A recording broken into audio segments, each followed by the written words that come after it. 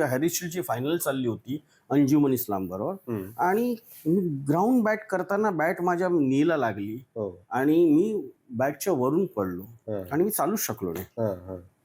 मी आतमध्ये आलो तेव्हा सर नव्हते आणि मधूनच मी इनिंग सोडली. मी काहीतरी मला वाटतं 20-25 वरती बॅटिंग करत होतो आणि शाळेची फायनल चालली. आणि जेव्हा सर लंच नंतर आले आणि बघितलं की हा का बसला इथे, तर मी आईज बर्फ, तेव्हा तर बर्फ लावून बसलो होतो. म्हणाले उठ बॅटिंगला जायचं. तर सरांची मिसेस होती, मला आठवते, आम्ही तिला मम्मी म्हणायचो आणि ती म्हणाली हो त्याला लागलाय, तो पडलाय, त्याला चालता येत नाही. नाही काय हरकत नाही, तुटला तरी हरकत नाही, जायचं. त्यामुळे ना काही गोष्टी ज्या होत्या ना त्यावेळेस असं वाटलं की बरोबर नाहीये, पण त्या गोष्टी नसत्या ना नंतर तर आज आम्ही असं बनलो नसतो. टफनेस ठीक आहे, जे काय क्रिकेट खेळायला मिळालं त्या टफनेस मध्ये.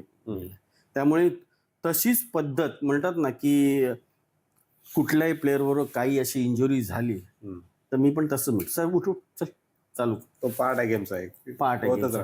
त्यामुळे ही शिस्त जी काय म्हणतात, हा टफनेस जो आहे ना, शिस्त म्हणा, टफनेस म्हणा, हा सगळा आचरेकर संघांना कॅरी झालेला आहे.